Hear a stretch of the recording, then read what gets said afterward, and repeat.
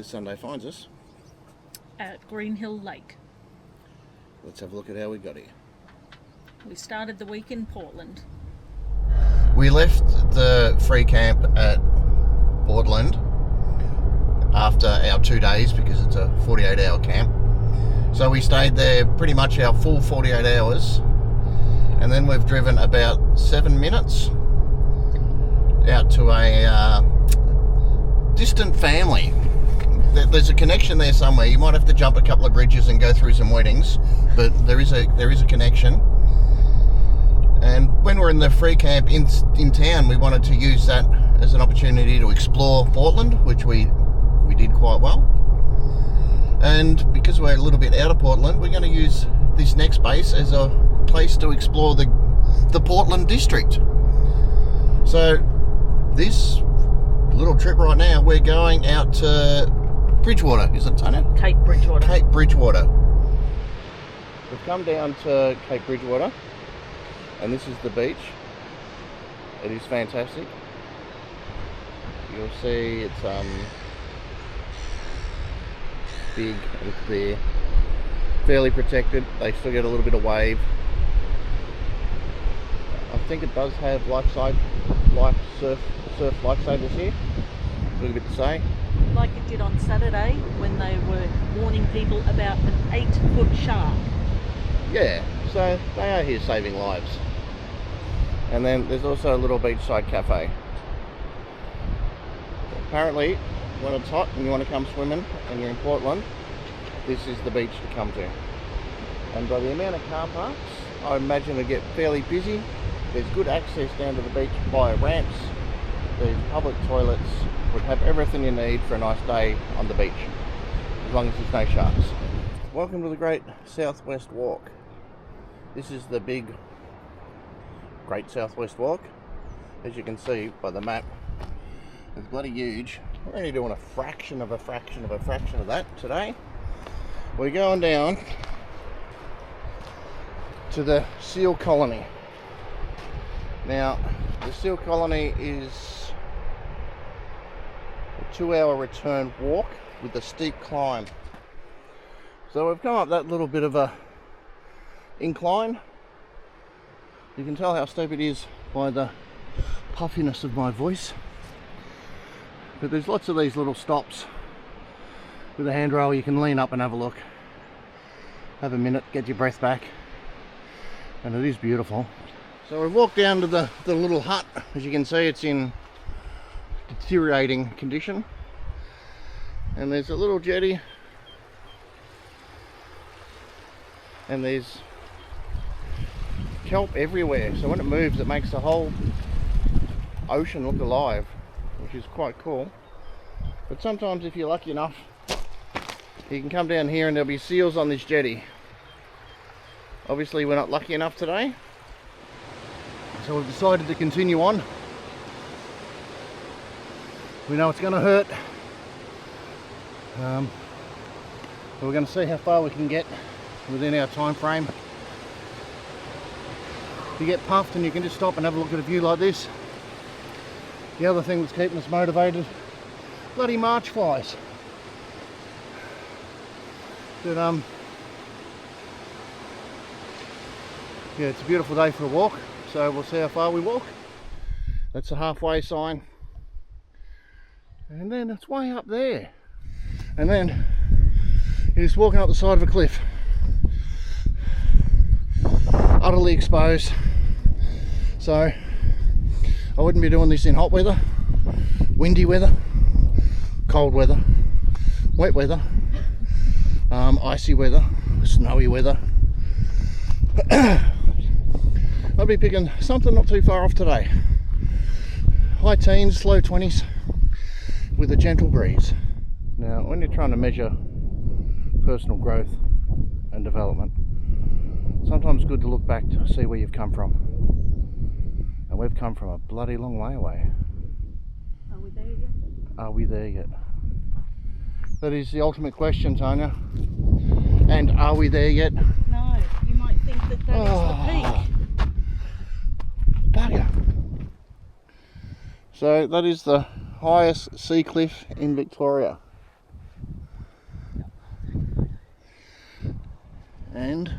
to get to the seal colony. We're going to continue to walk all the way down around past that point, and who knows how much further. So we walked about 7 minutes from up the seal colony down to this next point where this is going to be enough in it, Tanya. Yeah. Yeah. So we're going to sit down and have something to eat, a bit of a snack, and make the trek back. So it took us about just over an hour to get to the seal colony. We did stop a few times and we didn't knock ourselves about. And they did say a 2-hour return, so a 2-hour return is going to be pretty close to the mark, I reckon. But allow yourself plenty of time and take as much time as you need. Bring water, bring snacks, enjoy the views. It's well worth it. We've made it back alive to some extent. We walked a little bit past the seal colony. We went all the way to Cape Bridgewater, which is, when I say all the way, we only went about 5 minutes past. It says 2 hours. It took us close enough to 2.5 hours. We stopped when we needed to. We had drinks, we had snacks. We stayed at the seals for a bit. Yeah. The walk was challenging. There are definitely some steep inclines that you need to get through.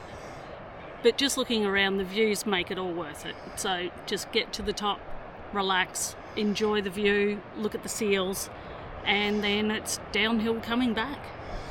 I think you're right there. The biggest thing is it is a challenging walk, but if you're prepared with water and a little bit of food, and you're prepared to stop when you need to stop, the views are always beautiful when you stop. So no matter where you stop, there's always something to look at, and just to get your breath back, even though it's breathless scenery. Ooh, like what I've done there. And then you can just trudge on. Yeah. But we might give you a report on how we're feeling tomorrow. Yeah. So we've gone a little bit further out from Cape Bridgewater, and we're out at a place called the Blowholes. And Blowholes also place of the petrified forest. So it's 400 metres to the petrified forest, and then an extra 5.1 kilometres past that will get us back to the seal colony where we were earlier. So you can walk this whole coast, which is a great southwest walk. You'd have to be an absolute nutcase to do that. Because it's like 250 k's or something. You would have to be mental. Shout out to Joe if you ever watch this. Leave a comment below. So this is a petrified forest.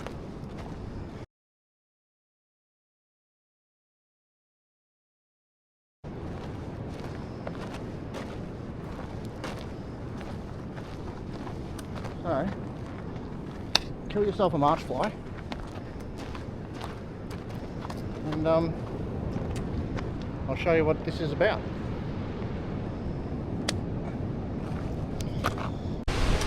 Alright, so this is the blowholes. There is no blowhole anymore. Apparently it collapsed a while ago, but in its prime, I reckon you could hear it in Portland. But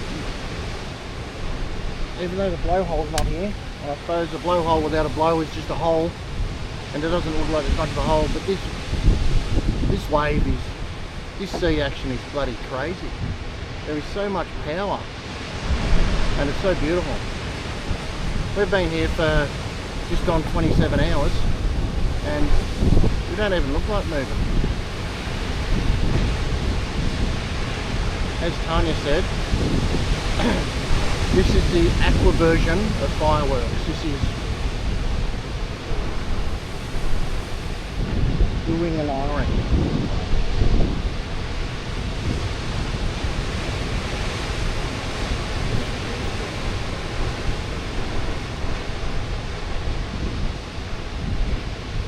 And we're at the Bridgewater Lakes, near the Aquatic Club. There's the boat ramp.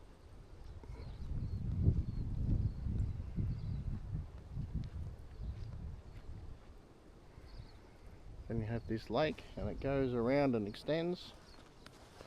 So they do a bit of water skiing here.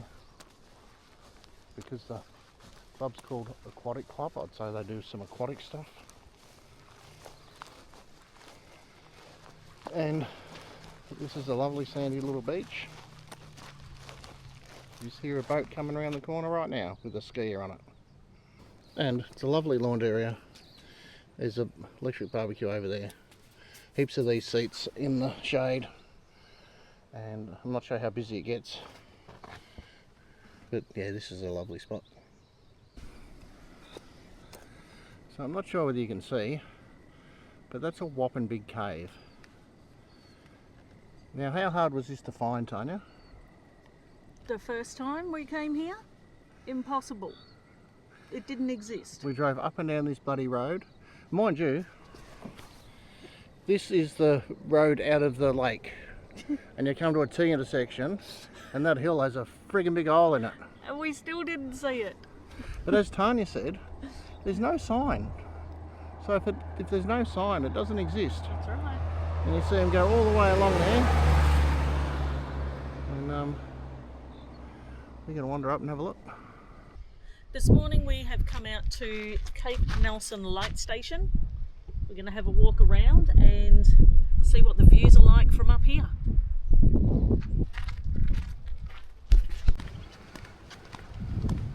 Well, it's a lighthouse.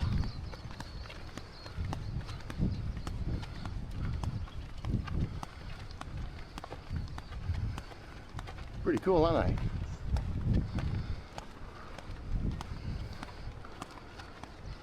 I'll find some information of when it was built. Oh, here we go.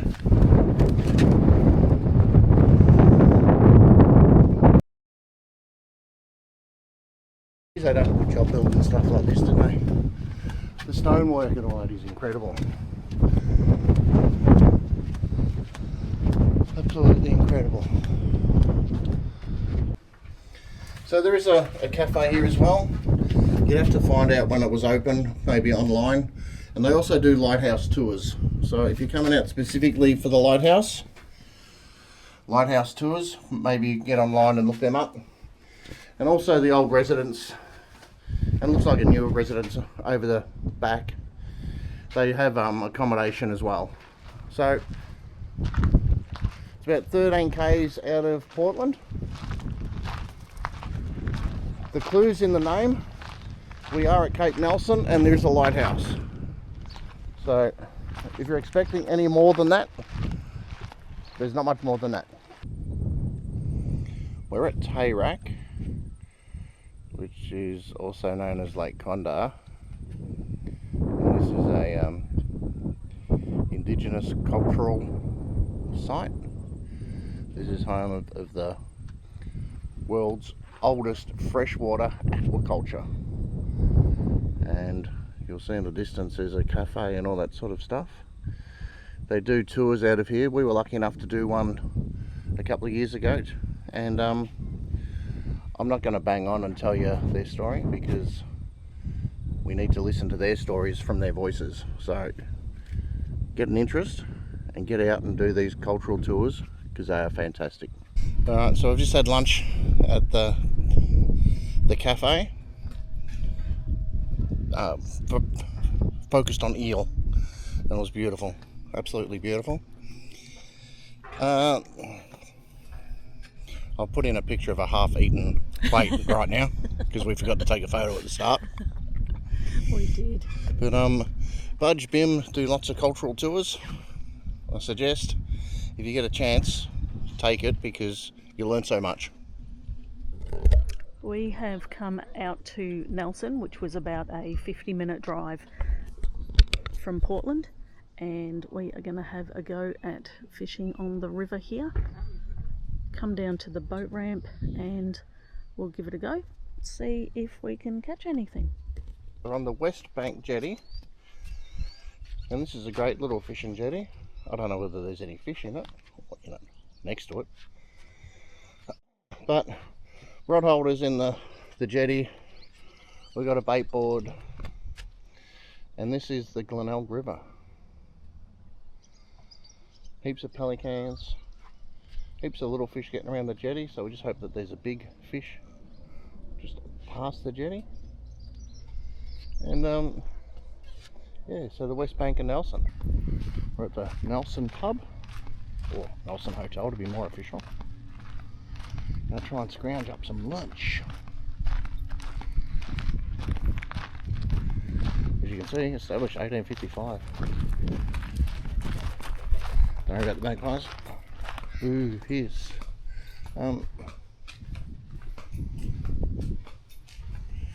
we'll see if we can get something, mate. Not sure whether we will. I personally think Nelson is such a beautiful spot.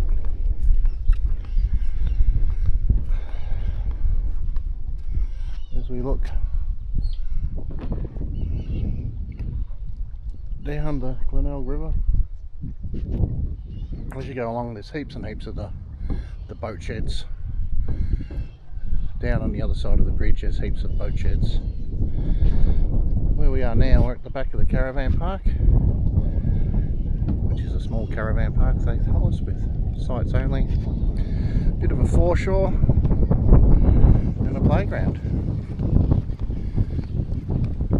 I really do love Nelson. It's a beautiful spot.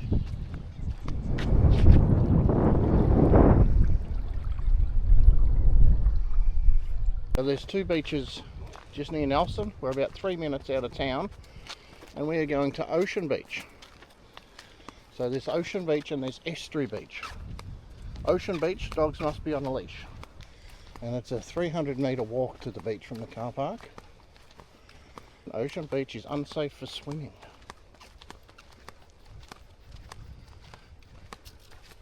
You can collect pippies here. Hands and feet only, Tanya. Have you got a licence? Yes. Yes, Tanya's got a licence. Have you got hands and feet, Tanya? Yes. I can hear the beach and it sounds beachy. I can see the water through the trees. We might actually go up onto the little viewing platform.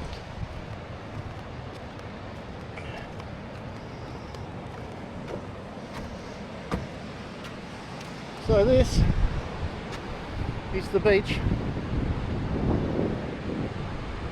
Literally 3 minutes out of Nelson, and they call this Ocean Beach because that is very much ocean. This is the Estuary Beach at Nelson.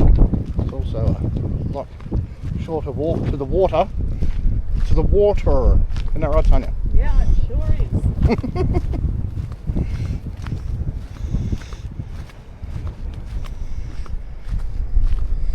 And the Ocean Beach did not recommend swimming.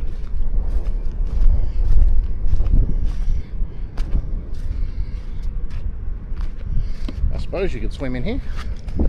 Nelson is just a beautiful little town. It's close to the South Australian border, still in Victoria. It's got the beautiful Glenelg River. It's got an Ocean Beach, Estuary Beach, caravan park and a pub. Not much more you could ask for in a small town, but it is beautiful. Between Portland and Nelson, there are so many plantation trees. It is incredible.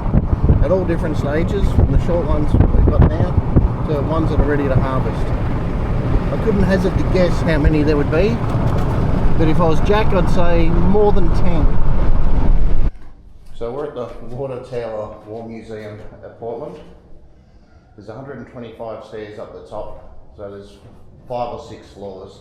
Every floor is just packed with memorabilia and artifacts and photos and articles around the wall. I'm a bit of I like a bit of history, so I find that part fascinating. There's $4 to get in, and it's worth every cent and some. And then when you get right up the top, it's a 360-degree viewing platform, and you see all of Henty Bay, all of the breakwater and the wharf and the docks, the wind farms in the distance, Portland below you, and this itself is worth $4. So if you're in Portland, make sure you come here, have a handful of gold coins, and This is really good. And if you made it here in winter and you had your binoculars, you'd be watching whales in the bay. Yep. Another must-do in Portland. We've just come into the Portland Botanic Gardens and we're going to have a walk around, see what we can see. There is a little garden cottage over to the right, which isn't open today, so we won't be going in there. But there's some beautiful colours and smells. I actually really rate Portland. I think it's underrated, but I rate it highly. The animals, the wildlife, we've seen big stingrays, we've seen heaps of koalas, and there's just so much to do. The Memorial water tower you need to get to, you got to do the trams. There's just so much to do in Portland. We had a week here and could have easily spent another week. But alas, on we go. And we will see where we end up. And you may see where we end up too. So welcome back for the second edition of All Right or Shite. So what we're going to have a look at today is this little package. It's sent to us by Zhonghao Zhan. Now the reason Zhonghao sent it to us is we paid for it. So thanks for sending something we paid for. So we'll get into it and we'll unwrap. And what we have here, chicken wing holders. So let's put them to the test and see if they're all right or shite. And here we go. Now, I'm not sure. So I just assume that you lay them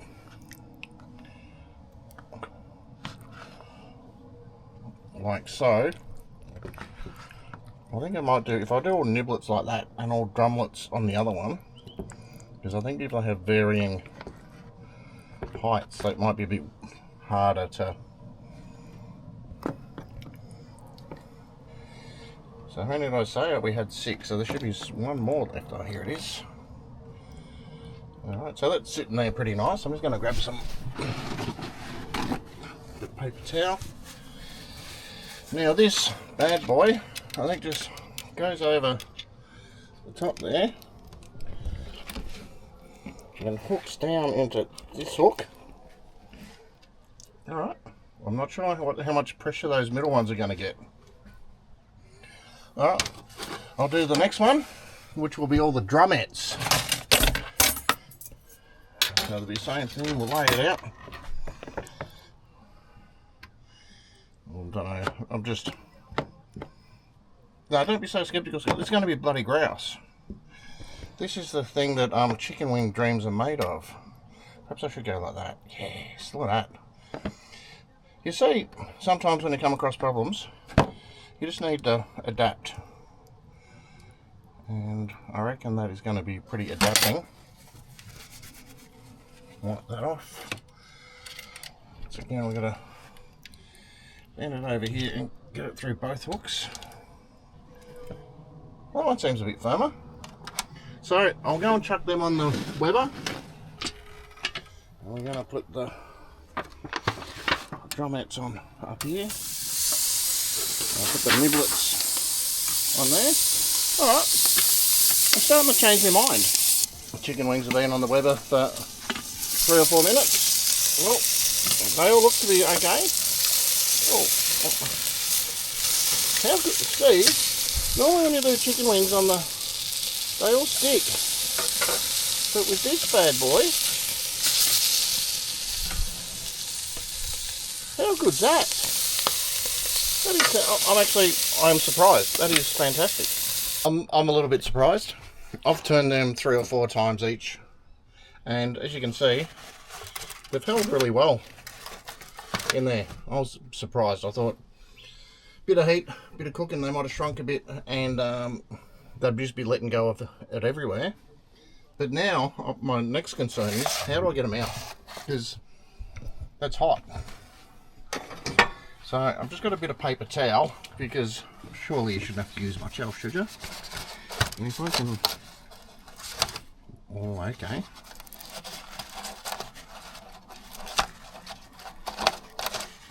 Well, that's one's giving us a bit more resistance. But resistance is futile, except for this one.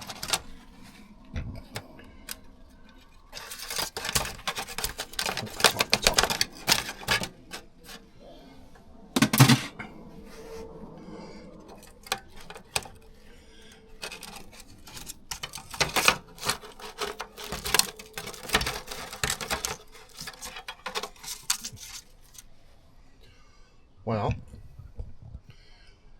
all right or shite. I'm 100% telling you, this is all right. Alright, that's still hot, so don't bite the metal because you'll burn your lips. Idiot. But this is all right. These were from eBay somewhere, but made turning the chicken so much easier. It left way less mess on the barbecue. You know, every time you barbecue with marinated stuff, it just seems to burn. 100% be using this again for chicken wings, and I'll be thinking about what else I can use it for, because that is all right. We're at Wannon Falls campground. Now Wannon Falls is just out of Hamilton. It's a free camp, 24 hours, and it's near a waterfall.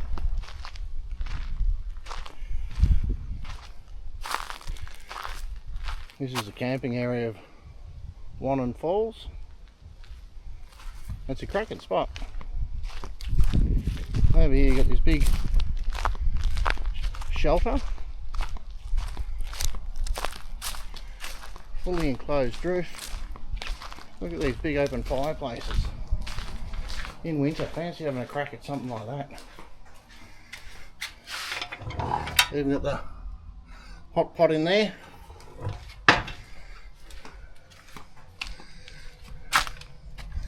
There's heaps of flowers apparently. They have a book exchange. Around to this other open fire with a hot plate that comes out, ironically in the shape of a koala, which has a strong connection to campfire cooking. And there's all these fire pits. There's bins, there's a drop toilet, and it's free. Cracking spot. Below the campground is the Wannon Falls viewing area. As you'll see, that is a no camping spot. There's bins down here, there's an electric barbecue. There's the long drop toilets, which everyone's really happy about. There's some birds in the background just chirping sweetly. And then we have, as we said earlier, the long drops, observation, walking track and a picnic area on both sides. So we'll go and have a look at the observation deck and see if there is any water. So this is what a waterfall looks like in the end of February, at the end of a hot summer. It's not a waterfall, but it's not a nothing. It still looks cool. Looks very cool. And as pretty as it is now, it would be amazing with some water going over it. Wandered down from the Wannon Falls campground to the Wannon River. We might have shown some footage yesterday of how low the waterfalls were and how far away the water was. But down here they've put in a weir, and it looks like maybe a bit of a swimming area there. And further on down here, it's a cracking spot with all these rocks. Like obviously if it was full of water you wouldn't see any of these, but these are just full on beautiful rocks. And with no water in here, you can really walk up the middle of the river basically.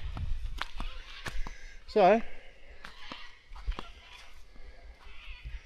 now further on down yonder is the waterfall face, But this bit of a rocky outcrop, grouse. By the way, I'm bringing grouse back. We're going to pack up and leave Wannon Falls now. How'd you sleep last night, Tony? Was it a good spot to sleep? Yeah, it was good. A little bit of bird noise in the morning, but nothing that was annoying.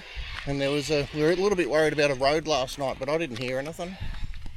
No, it was very quiet for being pretty much a main sort of country road. Yeah, so 24-hour camp. If you needed to stop over in the area, well worth it. It's relaxing, I know that. All right, we're going to hitch up and head off. The reason why we find ourselves back at Green Hill Lake is we are popping the van into, is it a repairer? Yeah, we're just getting the last of the mods done for the caravan before we set off. And we had such a good time here last time. We thought we'd just spend a couple of quiet days and a couple of peaceful nights here. And that's exactly how it's turned out. It has. If you have been interested in what we've been doing, or you haven't hated what we've been doing, like and subscribe and follow us as we travel into South Australia. And leave a comment if you like. And remember, don't count the years. Make the years count.